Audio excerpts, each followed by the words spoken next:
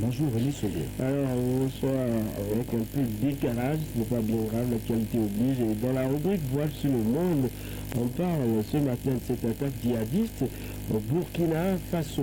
Plusieurs dizaines de personnes ont perdu la vie. Oui, au Burkina Faso, des dizaines de personnes ont été tuées à Taori, c'est dans l'est du pays.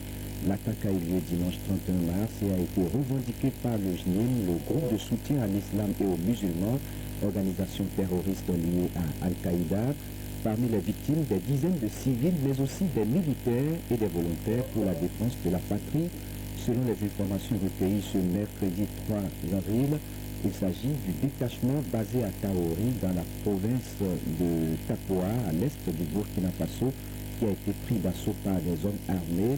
D'après les témoignages, ces derniers ont débarqué avec 200 motos dans l'après-midi après 16 heures.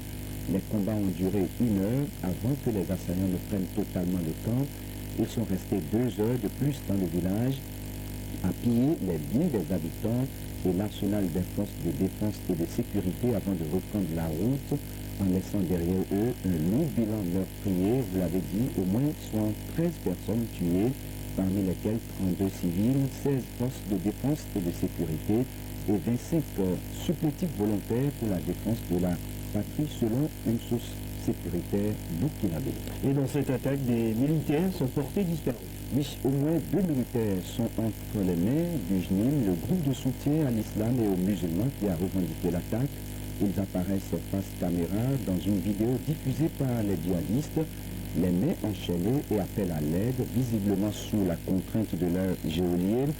La même source sécuritaire confie également qu'une attaque a eu lieu sur le site aurifère de Boungou, c'est à 4 km plus loin. Pour le moment, aucune communication des autorités de transition burkinabé n'a été faite au sujet du massacre. Allez, on fait un détour par le Sénégal où le président Bassirou Diomaye Faye dévoile les grandes orientations de sa politique.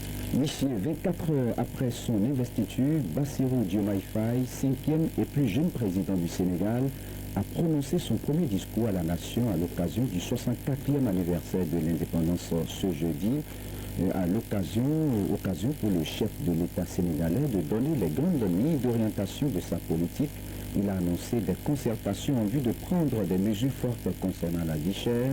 Mais avant, il a rappelé que la jeunesse est au centre de ses préoccupations, l'éducation, l'information au métier, l'emploi, l'entrepreneuriat des jeunes et des femmes sont les défis majeurs qu'il entend relever. Il entend faire également une priorité élevée des politiques publiques en concertation avec le secteur privé. Les activités génératrices de revenus seront promues. Il compte s'appuyer sur le secteur privé. Le nouveau président a également évoqué la volonté de réformer en profondeur le système électoral à l'issue de concertation avec la classe politique et la société civile, rationaliser les partis politiques et leur financement. Il insiste sur sa volonté d'instaurer une gouvernance vertueuse, notamment en vue de la prochaine exploitation des ressources pétrolières et gazières. Bassirou Diomaye Faye a réitéré l'ouverture du Sénégal aux pays amis et aux partenaires tout en rappelant qu'il reste engagé pour une gouvernance mondiale plus juste et inclusive dans le respect de l'égale dignité des valeurs, des cultures et des civilisations. Alors, tout ça c'est beau, c'est un œuvre qu'on reconnaît l'artisan. Merci à vous, Raoul Steve. Fraternité FM, il est 8 heures.